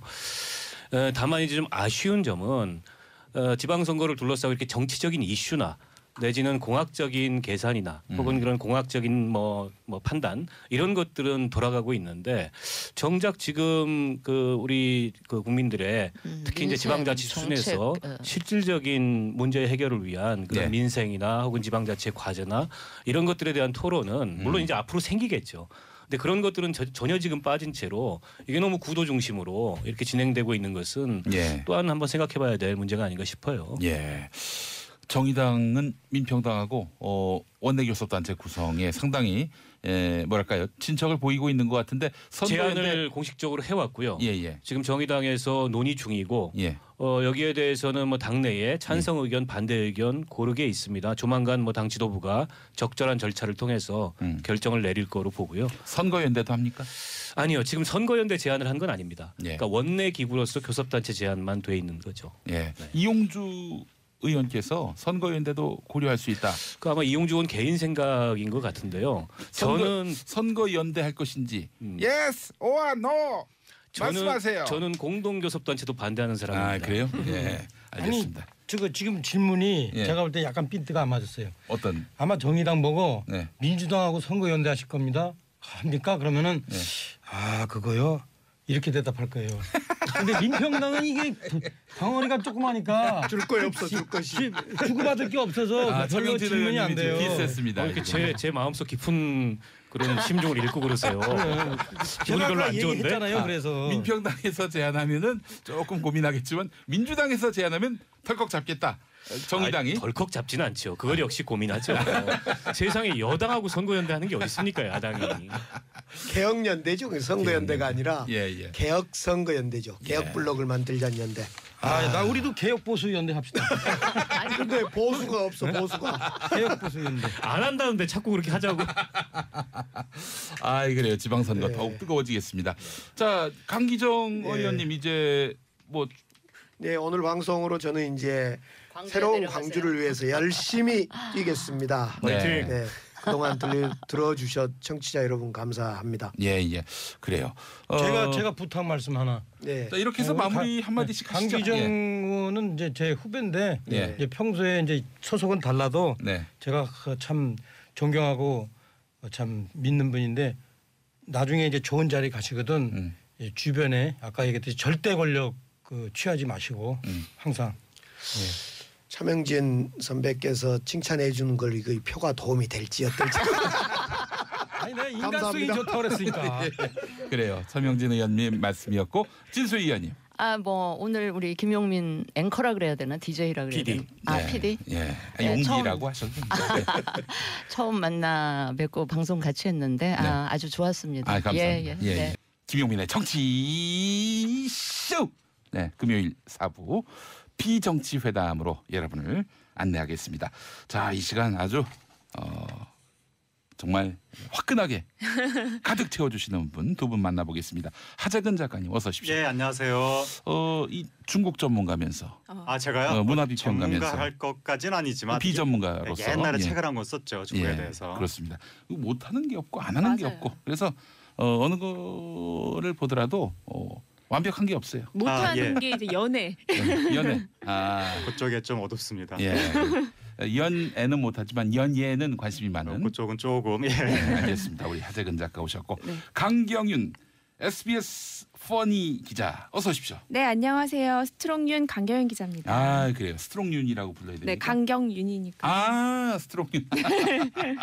그렇군요. 네. 제가 이런 걸로 조언을 많이 했었습니다. 그러면 지난번에 정형식 판사, 폼정으로 제가 부르겠습니다. 정형. 폼정. 그리고 요즘에 아재 개그가 유행이라. 그리고 우리 김진동 판사라고. 제가 해볼게요. 바이브레이션 팀. 진동 바이브레이션 팀. 박근혜 전 대통령은 스윙박. 그네. 스윙박. 김용민은 뭐 없나요? 없어요. 없나요? 복잡해. 근데 사실 제가 오늘 초면이거든요. 초면인데 저는 사실 되게 많이 봐왔거든요.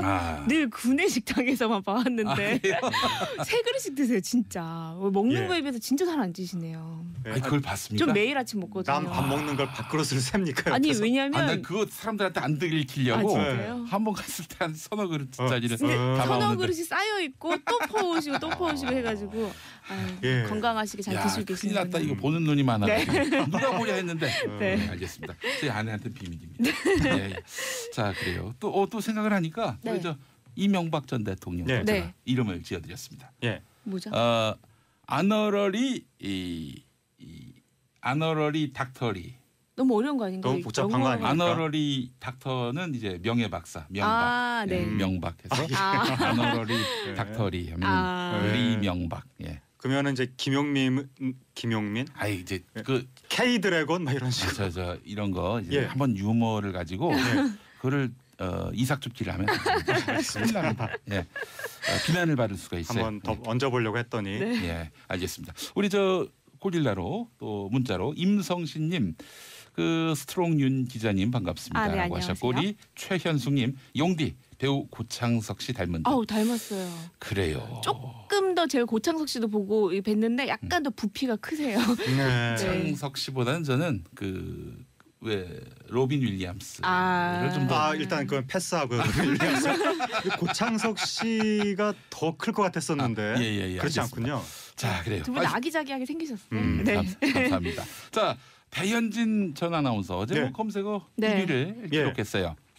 배현진 전 MBC 아나운서 이분이 이제 회사를 그만둔다고 하니까 많은 분들이 아마 종편이라든가 다른 방송사로 옮겨서 앵커를 계속 하지 않겠느냐 그렇게 생각을 했었는데 예상을 깨고 정치권으로 방송국 그만두자마자 바로 어떤 그 휴식기도 없이 바로 이제 직행을 한다고 해서 지금 자유한국당 입당식을 한다는 얘기가 좀 전에 맞아요. 들렸고 오늘 지금 홍준표 대표가 여기 옷에다가 태극기 이렇게 해주면서 입당 환영식을 지금 했다고 합니다. 그래서 지금 이대로 가면 요번 5월달에 선거에 그 보궐선거에 출마하지 않겠느냐. 6월 아닌가요? 6월입니까? 6월달에. 죄송합니다. 비정치 회담이라고 해도 그렇지 너무 정치에 무관심하신 것 같아요. 어쨌든 이번 보궐선거에 나오지 않겠느냐. 그게 지금 화제가 되고 있습니다. 그렇죠. 사실 배현진 아나운서 같은 경우에는 지금 좀 뚜렷한 것 같아요. 왜 영입을 했냐. 약간 이 자유한국당 입장에서는 배현진 아나운서가 파업 이후에 어쨌든 교체가 됐기 때문에 이게 마치 언론의 탄압이다. 이런 모양새를 갖추려고 배현진 아나운서 전격적으로 영입한 게 아닌가 싶긴 한데요. 그런데 이걸 보는 사람들이 이걸 곧이곧대로 이렇게 받아들이냐는 약간 의문점인데 그 이유는 사실 배현진 아나운서는 누구보다도 오랫동안 여성 앵커로서 뉴스 데스크 자리를 지켰잖아요. 또 그게 그 정권의 어떤 일방적인 얘기를 전달하는 역할로만 했고 또한 2012년 파업 당시에는 노조편에 섰다가 사측에 갑자기 회유를 당하면서 번복을 하면서 사측의 편을 서면서 뉴스 데스크로 복귀를 했기 때문에 이분이 진짜로 언론 탄압의 어떤 피해자이냐 이렇게 보기에는 좀 의문점이 있는 게 사실이죠. 예, 그래요. 그러니까 이게 언론 탄압이라고 하면 그 주체가 정권이 되는 건데, 그러니까 정권이 뭐 배현진 아나운서를 쫓아냈다. 이런 프레임으로 지금 아마 일부 뭐 정치권에서는 그렇게 지금 이제 이미지 메이킹을 하는 것 같은데 이게 조금 납득이 안 되는 것이 최근에 MBC 사태는 MBC 구성원들이 파업을 해서 그렇게 이제 된 거였었거든요. 그렇죠. 구성원들이 초유의 그 거대 규모로, 그러니까 기존에 파업을 잘 안 했었던 편성 PD라든가 심지어는 계약직인 작가분들까지도 동참할 정도로 구성원들의 총의가 모아져서 기존 경영진이 교체된 것이기 때문에 이걸 정권이 지시해서 탄압했다 이런 시각으로 보는 것이 그렇게 많은 공감을 받을 수 있을 것 같지는 않습니다. 실제로 방송사 파업에 대해서 지지 여론이 더 많았고요. 또 지난 한 9년 내지 7년 동안의 보도 파행, 세월호 참사 때도 드러났던 부분이고 그래서 뭔가 이 같은 공영방송의 그 현재 실상은 문제가 있는 것 아니냐라는 시민들의 총의가 모아졌던 그런 시기였는데 자, 배현진 앵커가 사실 뉴스데스크에서 이제 교체된 이후에 여러 가지 종편에서 계속 그 회사를 옮겨라 이렇게 스카웃이 왔었거든요. 근데 배현진 아나운서가 그때 실제로 좀 미팅도 하고 이랬는데 그걸 마지막에 안 가겠다 이렇게 얘기를 한 거예요. 아마 그때쯤에 정치권에 이런 러브콜도 있었던 것 같은데 이 배 앵커 같은 경우에는 지금 본인이 송파을에서 나온다고 하는 거잖아요. 그런 얘기가 나오고 있죠. 송파을로 이제 공천을 받는다 이런 얘기가 나오고 전략 공천. 전략 공천인데 여기에 또 쾌도남마 예전 진행자였던 채널A의 박종진 씨도 여기에 나오겠다 이렇게 얘기를 한 상태잖아요. 그래서 이제 두 사람은 이제 방송인 출신의 어떤 본인 자칭 보수의 아들, 보수의 딸로서 이제 경쟁을 하게 된 거죠. 방송인 더비. 그러네요. 두 분이 합이 잘 맞네요. 저희는 수다 떠는 멤버입니다. 그 뭐라고 해야 되나? 그 신동호 아나운서, 배현진 아나운서를 배신남매라고들 했는데 이제 MBC 구성원들이 좀 그렇게 별명 삼아 불렀었고. 근데 이제 그 기존의 보수 정부 편에 좀 편파적으로 섰던 것이 아니냐라고 이제 의혹이 있었는데 근데 너무 이 중간에 휴식기도 없이 회사 그만두자마자 바로 보수당으로 가니까 이게 좀 모양새가 그렇게 뭐 이렇게 좀 깨끗하진 않은 거 아니냐 뭐 그런 이야기도 있지만 사내에서 어떤 평가를 가장 많이 받냐면 자신의 이런 어떤 성공욕 이런 부분에 대해서 가장 아주 명쾌하고 깨끗하게 드러내는 스타일이라고 해야 되나요? 그러니까 본인이 처음에 입사를 했을 때 당시에도 이제 많은 사람들이 그렇게 크게 주목을 받는 그런 아나운서는 아니었는데 굉장히 그 뉴스데스크 주말 앵커로 이제 들어가기 시작하면서 이제 본인이 굉장히 거기서 이제 어떻게든 이제 살아남고 주목을 받으려고 많이 노력을 했던 그런 아나운서로 좀 기억이 되는 것 같고요. 그리고 많은 이제 아나운서들이 이제 이분이 기자로 전직을 했단 말이에요. 그래서 앵커라는 이름이 붙은 건데 많은 아나운서들 이제 사내 이제 분위기를 보니까 배 아나운서랑은 사실 말도 안 섞는다. 그러니까 그 서로 쌍방이 전혀 소통이 없대요. 그러니까 배 아나운서는 딱 벽을 치고 본인은 이 사내에서 하는 거, 그러니까 본인이 앵커로서만 하겠다 이렇게 선을 그었다고. 그래서 이런 식으로 좀 이제 여러 가지 안 좋은 뉴스들이 많이 나왔기 때문에 이제 그 이 배현진 전 아나운서가 아마 요번에 거기서 이제 도피하거나 이런 것이 아니라 선거를 통해서 정면 돌파를 하자. 그래서 이제 국민의 선택을 받으면 그걸 통해서 다시 한번 뭔가 좀 역전을 할 수 있지 않겠느냐. 그런 생각을 아마 한 것으로 보입니다. 실제로 본인이 지금 대중에게 이제 보여지고 있는 이미지는 지난 정부에 뭔가 특혜를 받았다. 수혜자로. 이거보다는 현 정부와 각을 세우고 있다. 이런 이미지가 있기 때문에 이걸 하나의 정치 자산으로 삼고 자유한국당의 입장에서 총선 후보가 되려고 하는 것 같은데 재보선 후보가 되려고 하는 것 같은데 근데 전략공천 아닙니까? 전략공천.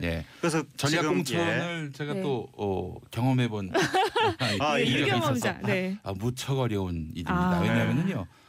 그 지역구를 갈고 닦았던 분들이 계십니다. 지역구를 그렇죠. 일종의 어떤 텃밭을 갈고 닦듯이 그런 분들의 어마어마한 또 저항이 반발이 있고 기다리게 있을 것이고 그리고 또 아울러서 정치 경험이 없다는 것도 그거 정말 아주 심각한.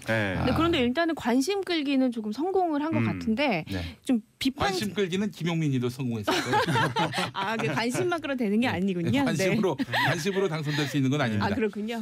뭐 정치적으로 이 자신의 어떤 그 피선거권을 한번 행사해 보겠다. 그러니까 이게 이제 프레임을 짜고 있는 건데 현 정권의 언론 탄압에 맞선다라는 프레임으로 이제 배현진 씨하고 또 KBS 전 사장도 기관현 전 사장도 같이 영입을 해가지고 뭔가 언론 탄압에 맞서겠다, 현 정권에 맞불을 놓겠다 이런 이제 프레임인데 국민들이 거기 얼마나 호응을 할지 지켜봐야 될 것 같습니다. 참 어려운 길이긴 한데 여간 뭐 피선거권을 행사한다고 그러는데 뭐 막아서는 안 되죠. 하겠다는데. 하여튼 결과를 한번 두고 봅시다. 국민들이 판단하시겠죠. 자, 지난 주간에 MBC 채널을 통해서 김기덕 영화 감독의 민낯이 보도가 됐습니다.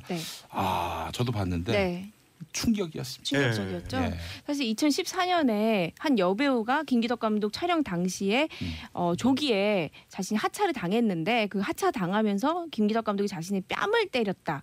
그리고 남자 배우의 이제 뭐 신체를 만지게끔 강요를 했다 해가지고 4년 이후에 좀 고소장을 내고 뭐 이렇게 돼서 김기덕 감독이 500만 원의 약식 기소됐던 사건이 있었는데 당시에 사실 그 여배우의 이제 다 얘기하지 못한 취재 뒷얘기로는 그 여배우가 좀 그런 억울함이 가졌다라고 얘기를 했는데 최근에 이런 미투 운동의 이 열기에 힘입어서 이 여배우가 용기를 내고 당시에 사실은 그 폭력이 일어났던 이유는 본인이 계속해서 김기덕 감독의 이런 성관계 요구를 거절했기 때문이다. 그런 뒷얘기를 이제야 털어놨거든요. 근데 더욱 충격적인 거는 이 여배우뿐만 아니라 또 다른 여배우, 이제 여배우 CC라고 지칭을 할게요. 여배우 같은 경우는 실명을 아세요? 네, 알고 있어요.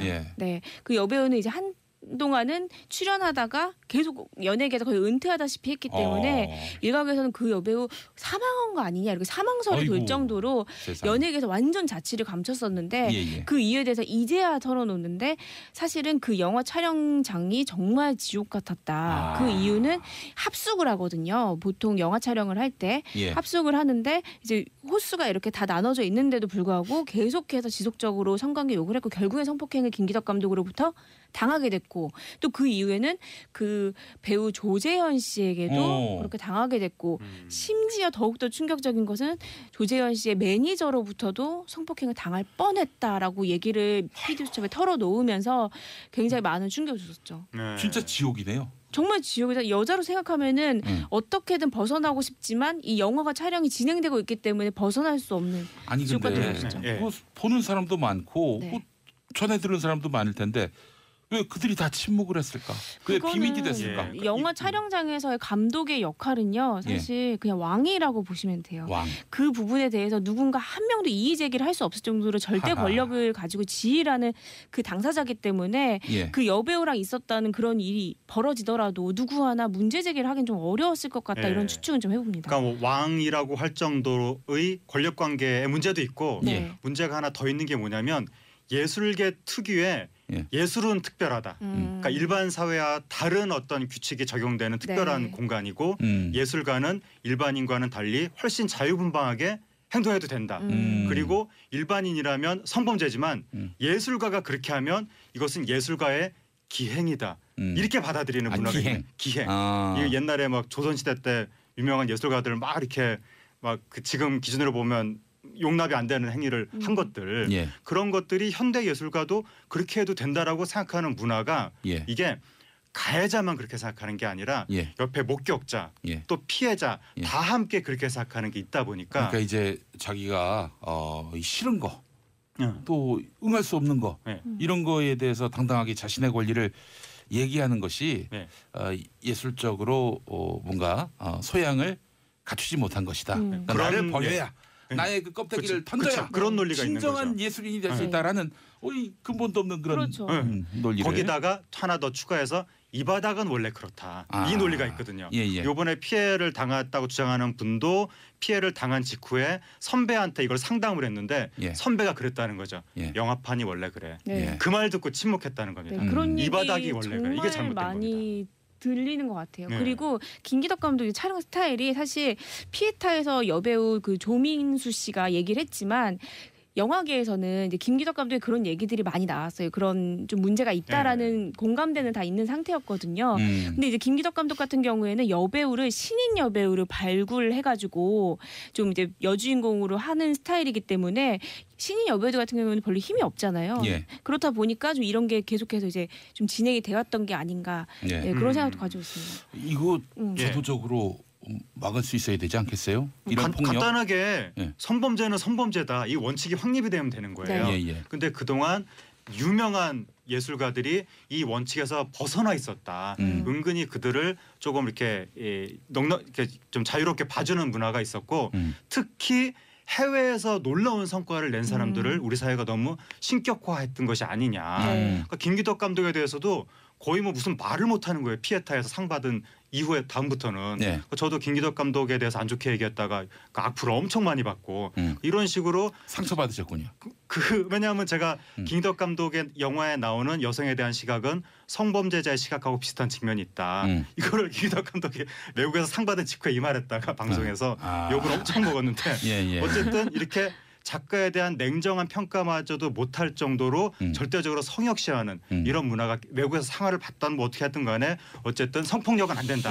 성범죄는 처벌받아야 된다. 이 원칙이 확립이 되면 되는 겁니다. 그리고 제가 취재했던 것 중에 하나 말씀드리고 싶은 게 있는데 제가 이 미투 운동이 이뤄지기 한 1년 전쯤에 어떤 얘기를 들었냐면 이제 아는 여배우가 지금은 활동을 거의 하지 않고 있는데 김기덕 감독이 이제 오디션을 보겠다고 해서 영화사로 찾아와라라고 얘기를 해서 오디션을 본 적이 있었는데 그때 당시에 이제 얘기했던 게 굉장히 생생하게 기억이 나는데요. 김기덕 감독이 이렇게 그 높은 사장님 의자 같은 거 있잖아요. 일명 사장님 의자라고 하는 그 굉장히 편한 의자 등을 돌리고 있다가 이제 매니저랑 배우랑 같이 들어오니까 매니저 잠깐 나가봐라. 하고 여배우랑 이제 얘기를 하겠다 해서 1시간 정도 얘기를 했는데 그 얘기를 듣고 이제 여배우가 화가 단단히 나가지고 얘기를 한 거였는데요. 그때 얘기가 나는 세계적인 감독이고 나는 너랑 최소 3편 정도 찍을 수가 있는데 그러려면 너는 나에게 우린 성관계를 가져야 된다. 우린 자유로운 영혼이기 때문에. 그리고 대신에 내가 너를 데리고 세계적인 영화제에는 꼭 동행을 할 것이다. 이런 식으로 그런 아주 어두운 제안을 받고 그 여배우가 그걸 뿌리쳤던 얘기를 저에게 한 적이 있었거든요. 뿌리쳤으면은 불이익을 또 감수해야 되는. 그 영화에서는 다시는 어떻게 뭐 제안이 오거나 그럴 수는 없죠. 기가 막힙니다. 저는 그래서 사실 문제시되고 있는 이런 영화 감독이 찍는 영화에는 인권 감시관을 보내야 된다. 그래서 상식적으로 감시를 하도록 해야 한다. 감시도 감시지만 영화를 못 찍게 해. 성범죄 수준까지 가면 애초에 찍지를 못하게 해야죠. 알겠습니다. 물론 이제 범죄 사실이 확인이 돼야 되겠지만. 알겠습니다. 자, 지금 검색어 1위가 수지 이동욱 열애설. 뭐 아시는 내용입니까? 네, 오늘 이제 열애설이 났는데요. 수지 씨하고 이동욱 씨가 수지 씨가 23살 그리고 이동욱 씨가 36살 만으로요. 그래서 나이 차가 13살인데요. 두 사람이 이제 열애를 공식화했습니다. 이동욱 씨 누군지는 아시죠? 이동욱이요? 혹시 드라마 도깨비 아시나요? 도깨비에서 저승사자 역으로 나왔던 미남 배우인데요. 한류스타입니다. 네, 한류스타고요. 전설의 고향에서 나오는. 아니야, 드라마 도깨비 모르세요? 넘어갑시다. 네. 넘어갑시다. 예. 그렇게 해서 두 사람이 열애를 인정했다 이런 소식입니다. 야, 이거 웃기려고 하니까. 웃기려고. 예. 사람이 웃으면서도 살아야지. 안 그렇습니까? 네. 예. 알겠습니다. 아이고 열애설 나왔고. 네. 근데 열애설은 네. 그래서 좀 그 이야기하기가 좀 조심스러운 게 네. 나중에 또 청춘 남녀가 헤어질 수도 있는 거 아니겠어요? 저도 이제 그 생각부터 했는데 이 소식 딱 듣자마자 수지 씨가 사실 결혼할 가능성이 높아 보이진 않거든요. 연령으로 보나 여러 가지 분위기로 보나. 아 당장. 네.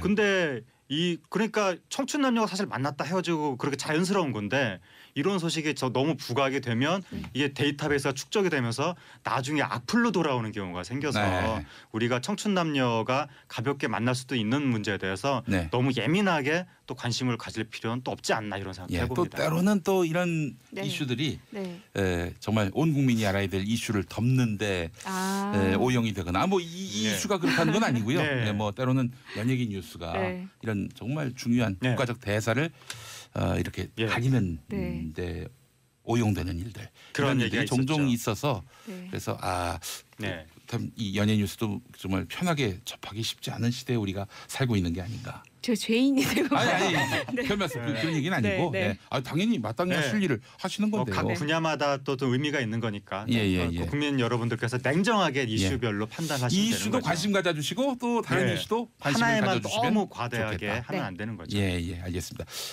배우 한채아 씨가 차범근 감독 며느리가 된다. 한채아 씨는 이제 대표적인 미녀 배우고요. 그리고 차세찌 씨는요 차범근 씨의 이제 둘째 아들이죠. 차두리 씨에 이어서 이 두 사람이 열애를 인정한 게 지난해 3월이었는데요. 그 당시에 열애를 그냥 인정한 게 아니라 좀 해프닝이 있었는데 한채아 씨가 이제 남자친구가 없다 이렇게 방송에서 얘기를 했고 곧바로 차세찌 씨와 열애설이 불거진 거예요.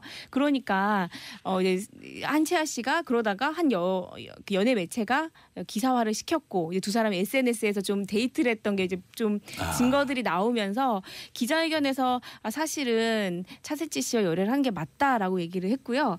제가 그 차세찌 씨 이제 지인을 좀 알거든요. 사람들이 차세찌 씨가 누군지를 잘 모르는 것 같아요. 이 이름을 이렇게 차세찌로 한 이유가 뭘까요? 아무래도 지금 이제 3명이잖아요. 1남 2녀인데 이제 첫째는 이제 하나, 둘째는 둘이, 이제 셋째는 셋찌해서 이제 한글로 1, 2, 3 이렇게 지은 거죠. 그렇군요. 이름이 굉장히 강렬해서 이분이 축구 선수는 아니고 이제 제가 알기로는 해외에서 유학을 했는데 스포츠 마케팅을 공부를 했고 한국으로 들어와서는 이제 아버지를 도와가지고 스포츠 사업 쪽을 좀 하고 있는 걸로 알고 있고요. 4살 차이거든요. 4살 연하예요. 이제 사실 알려진 거는 이제 열애 1년으로 알려져 있는데 제가 알기로는 최소 연애 2년 정도 됐는데 차세찌 씨가 해외에서 유학을 할 때 한채아 씨랑 이제 한참 가까워지던 시기여가지고 한채아 씨가 해외여행 갈 때 해외에서 좀 만나가지고 급격히 가까워지고 사랑을 키웠다 이런 얘기도 들었습니다. 근데 그 차세찌 씨가 상당히 베일에 가려졌는데, 그러니까 이 대중이 자신한테 관심 갖는 걸 상당히 싫어한다는 거예요. 그래요? 대중의 관심에 대한 약간 좀 예민한 반응이 있고 그리고 축구도 싫어한다 이런 얘기가 있는데, 그러니까 차세찌 씨가 옛날에 어렸을 때 차범근 감독이 국민의 공적이었던 적이 있었잖아요. 올림픽 옛날에 98년 중간에 막 경질되고 막 그랬을 때 사람들이 엄청나게 악플을 썼잖아요. 어린 나이에 그 악플을 본 거예요. 그래가지고 대중의 관심에 대해서 조금 안 좋게 생각하는 게 생겼고 그리고 어렸을 때부터 그렇게 좀 시달리면서 축구도 싫어하게 됐다. 그러다 보니까 이분이 유명인 가족임에도 불구하고 이 언론 접촉을 안 해서 베일에 가려진 것이 아니냐. 그러니까 우리 국민들이 그때 차범근 감독을 비난할 때 프랑스 월드컵 때.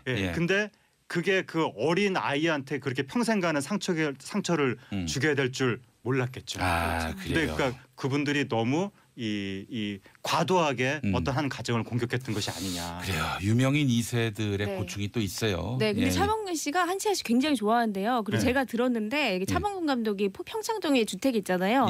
거기에 이렇게 좋아하는 사람들 많이 모여가지고 점심도 이렇게 해주시고 그러는데 한채아 씨 이렇게 항상 와가지고 같이 가족처럼 어울리고 그랬다고 합니다. 반갑고 행복한 소식까지 전해주셨습니다. 자, 우리 어떤 애청자분이 하재근님 미안합니다. 그때 저도 김기덕 감독 편에 있었네요. 라면서 예. 네, 악플러가 사과했습니다. 네, 이해하시죠. 뭐. 이제 저 마음을 좀 푸세요. 좀 대범하게. 이제 풀도록 하겠습니다. 예, 알겠습니다. 자, 김용민의 정치쇼 내일은 토요일 아침 11시에 오겠습니다. 자, 내일 기대하고요. 강경윤 기자, 하재근 평론가 수고하셨습니다. 감사합니다. 감사합니다. 여러분 안녕.